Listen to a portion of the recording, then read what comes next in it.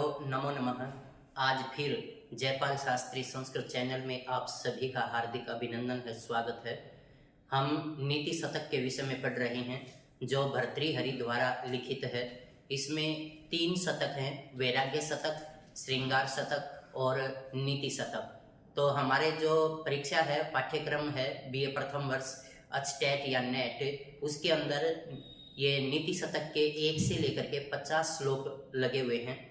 और मैं सभी बीए प्रथम वर्ष के विद्यार्थियों से अनुरोध करूंगा कि आप हमारे इस चैनल को सब्सक्राइब जरूर करें और इसमें बनी हुई जितने भी नीति शतक की वीडियो हैं आप उन सभी को देख करके अपने पाठ्यक्रम को संपूर्ण करें और आप परीक्षा में अच्छे अंक प्राप्त करें। इन्हीं शुभकामनाओं के साथ आप सभी का, विद्वानों का बहुत बहुत धन्यवाद। भर्तृहरि विरचितम नीति शतकम का ये 11वां श्लोक है। शक्यो वारयितुं जलेन पुत्त भुक् छत्रेण सूर्यातपः नागेन्द्रो निशिताङ्कुशेन सैमदो दण्डेन गो गर्दभौ व्याधिर्भेषज संग्रहिश्च विविधैर्मन्त्रप्रयोगैर्विषम् सर्वस्योषधमस्ति शास्त्रविहितं मूर्खस्य नास्त्यौषधम्। इसमें शार्दुल विक्रीडितम छंद है। इसका हम इस प्रकार से गायन कर सकते हैं। शक्यो वारयितुं जलेन हुत भुक् छत्रेण सूर्यातपः नागेन्द्रो निशिताङ्कुशेन समदो दण्डेन गोर्धभौ व्याधिर्भेषज संग्रहैश्च विविधैर्मन्त्रप्रयोगैर्विषम् सर्वस्योषधमस्ति शास्त्रविहितम् मूर्खस्य नास्त्योषधम्। भर्तृहरि जी कहते हैं कि अग्नि को हुत भुक अर्थात जो सबको जला देने वाली है उसको पानी से रोका जा सकता है। सूर्य की धूप को छत्र अर्थात जो छाता होता है उससे रोका जा सकता है। नागेंद्रो निशितांकुशेन सैमदो और जो मद से युक्त हाथी है उसको नुकीले जो अंकुश है उससे रोका जा सकता है। गो और गर्दभ अर्थात जो सांड और जो गधा है उसको दंडे से रोका जा सकता है। कहता है कि यदि कोई रोग हो जाए तो उसको औषधियों से रोका जा सकता है अर्थात औषधि से दूर किया जा सकता है। और यदि विष खा लिया हो या किसी ने डस लिया हो सांप आदि ने तो उसके विष को विविध मंत्रों के द्वारा रोका जा सकता है। कहता है कि सब प्रकार के रोगों की औषधि है, लेकिन शास्त्र से रहित मूर्ख व्यक्ति की मूर्खता को दूर करने की कोई औषधि नहीं है। तो इसका अर्थ है भर्तृहरि जी क्या कहते हैं कि अग्नि को जल से रोका जाना संभव है। इसी प्रकार सूर्य की धूप को छाते से, पागल हाथी को नुकीले अंकुश से, सांड और गधे को दंडे से, रोग को औषधियों के समूह से और विष को विभिन्न मंत्रों के प्रयोग से रोका जा सकता है। सभी रोगों की औषधि है, परंतु शास्त्रों से रहित मूर्खता की कोई औषधि नहीं है।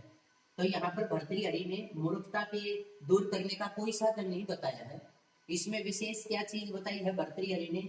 संसार में मूर्खता दूर करने की कोई औषधि नहीं है। अर्थात कोई ये कहे कि मैं ये औषधि खा लूं, ये गोली खा लूं और मेरी मूर्खता है, जड़ता है, वो नष्ट हो जाए, ऐसा कोई औषधि नहीं है। और इसमें शार्दुल विक्रीडितम छंद का प्रयोग किया गया है।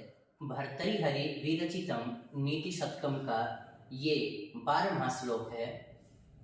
साहित्य संगीत कला विहीनः साक्षात् पशुपुच्छ विषाणहीनः तृणं न खादन् अपि जीवमानः तद्भागधेयं परमं पशूनाम।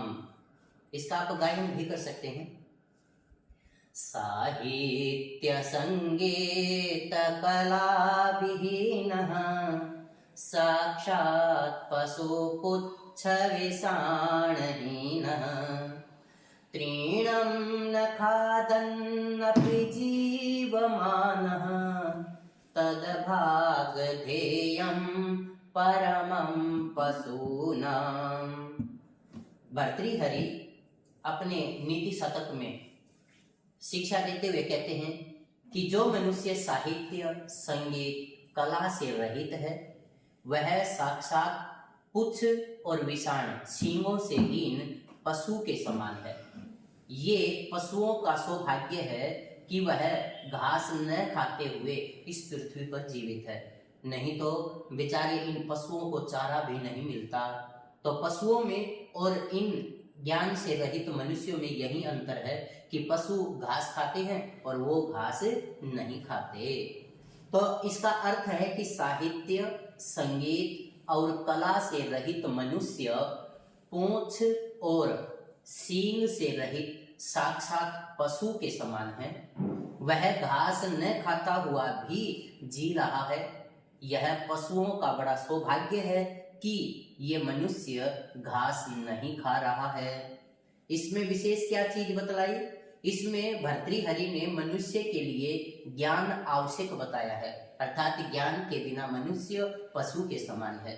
और इसके अंदर उपजाति छंद का प्रयोग हुआ है। भर्तृहरि विरचितम नीति शतकम का ये 13वां श्लोक है। येषां न विद्या न तपो न दानम ज्ञानम न शीलम न गुणो न धर्मः ते मर्त्यलोके भुवि भारभूताः मनुष्य रूपेण मृगाश्चरन्ति। इसमें उपजाति छंद है और हम इसको इस प्रकार गा सकते हैं। येषां न विद्या न तपो न दानम ज्ञानं न शीलं न गुणो न धर्मः ते मर्त्यलोके भुवि भारभूतः मनुष्यरूपेण मृगाश्चरन्ति।